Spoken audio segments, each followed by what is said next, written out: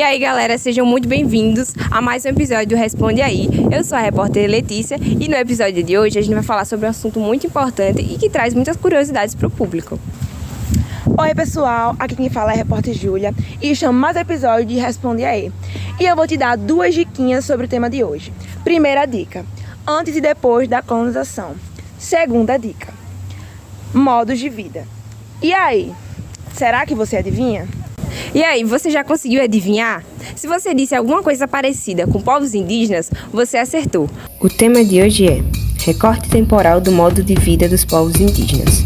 Você sabia que os povos indígenas são os povos originários da nossa terra, o Brasil? E no episódio de hoje, a gente vai fazer um recorte no tempo do período antes e depois da colonização e como esses povos foram afetados politicamente e economicamente. E agora vamos ficar com a opinião do público. E aí galera, aqui quem fala é o repórter Eric, diretamente do campus Ceará Mirim. No episódio de hoje do Responde Aí, vou fazer algumas perguntinhas para os estudantes daqui para saber se eles estão ligados no tema. Eu nunca comprei um produto indígena porque eu nem acho isso por aí onde eu moro, né? E no momento não veio nada na minha mente sobre algum produto indígena. Em 2017, acho que foi, que eu comprei um produto indígena lá onde eu moro, em Poço Branco. Tinha o povo vendendo. Eu não lembro o que era, mas faz muito tempo. Não. Tu já? Acho que não. Também acho que não. Nunca comprei não, mas cheguei a ver na TV, em feiras, por aí. Bom, de acordo com o Brasil Escola, a produção de artesanato era um meio para a ornamentação, produzindo utensílios como cesto de palha e cuias. E nas tribos indígenas eram feitos arcos, flechas e lanças utilizadas para caça. E outra característica comum das diversas tribos indígenas era a fabricação de utensílios religiosos e de decoração com base em argila, madeira, bambu e penas de aves. Todos esses materiais tinham como objetivo caracterizar uma tribo e utilizá-la de forma rotineira, para uso próprio ou para realizar trocas com outros povos, dentro e fora da tribo. Além de manter a produção do artesanato para uso próprio, hoje em dia também é utilizado para comercialização. E entre os produtos mais vendidos estão os adereços festivos, cordões, pulseiras, brincos e até cachaças. Um dos locais no Brasil que podem nos visitar fica a 30 minutos de São Paulo, na cidade de Embu das Artes. Lá é possível adquirir os mais belos artesanatos indígenas. Inclusive, a feirinha do artesanato é lotada nos finais de semana. Eu acho que quando alguém ficava doente numa tribo e na cultura deles, eu acho que eles buscavam remédio na própria natureza, plantas que ajudassem a melhorar de certa forma. E eu acho que era tudo tranquilo antes da colonização. Acredito que não tinha conflito ou nada do tipo. Bom, antes da colonização, eu acho que através de caças, de pescas, eles basicamente produzem sua própria comida para se sustentar antes da colonização e tal. Então, assim, na minha antiga escola, a gente tinha uma semana inteira baseada na Semana dos Índios. E acabava que a gente entrou num trabalho uma vez que era para falar sobre como os indígenas viviam. Aí, então, no caso, de onde é que eles pescavam. Eles tiravam a maior parte do sustento dos rios, por isso que eles viviam, né, em comunidades perto de rios, porque aí eles conseguiam água, conseguiam fazer plantações e conseguiam pescar e tiravam alguma parte, assim, tipo carne, alguma coisa assim de dentro da mata mesmo. Faço ideia. Também não faço ideia. Até onde eu sei, alguns, principalmente os homens, saíam para caçar. Você tinha o principal cuidava da aldeia e alguns usavam plantas para fazer remédios.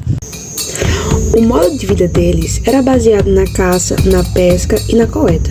A crescida da agricultura de algumas plantas, como a mandioca, por exemplo. É característica comum de várias etnias indígenas brasileiras a valorização e o contato com a natureza com o modo de vida tribal. Esse meio de sobrevivência foi possível quando as florestas eram preservadas, mas já não são mais suficientes para alimentar a pequena população indígena nos dias atuais, infelizmente devido ao desmatamento.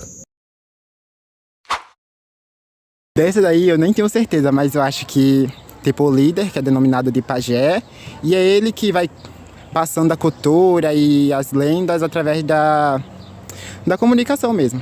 E a hierarquia, não conheço muita coisa, pois eu nunca me aprofundei muito ao tema, assim, tal. Mas não tenho o que falar sobre agora.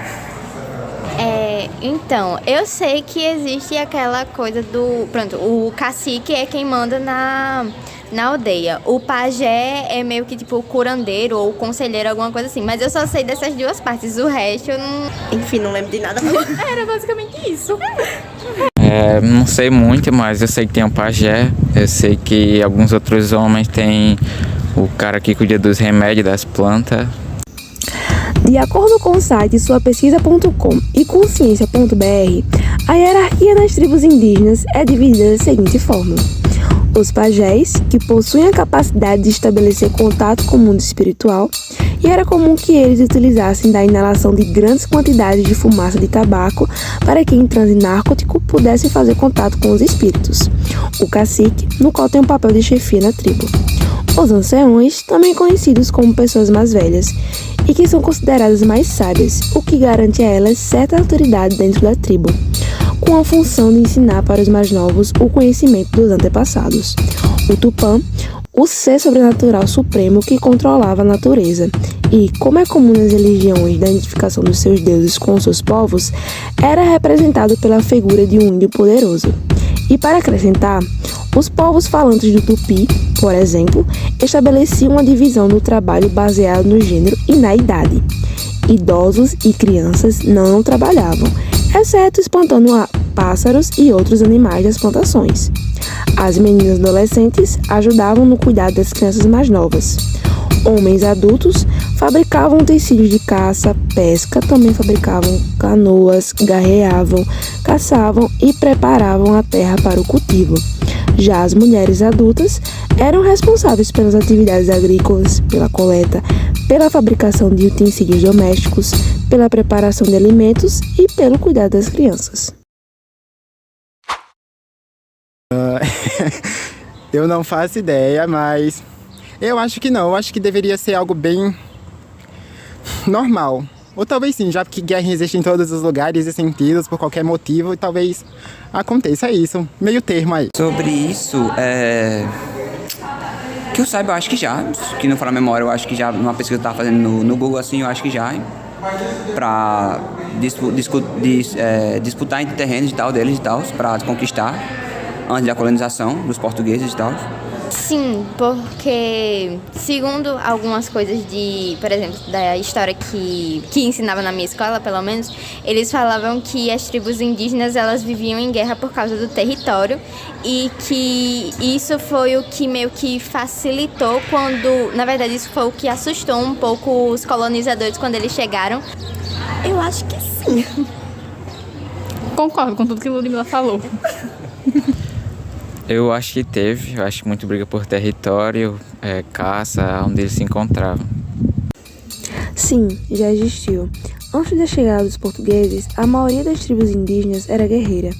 E, inclusive, os materiais de caças que foram citados no começo eram utilizados justamente para essas possíveis guerras. E essas disputavam os territórios entre si quando uma tribo migrava de um lugar para o outro já habitado. Mas também havia aliança entre elas. Bom, pessoal, infelizmente estamos chegando ao fim do programa de hoje. Espero que vocês tenham gostado de mais um episódio do Responde Aí. E é claro, né? Espero também ter sanado todas as dúvidas sobre nossas origens e nossa cultura. Aliás, é sempre bom a gente estar por dentro da história do nosso país. Um beijão e até o próximo episódio.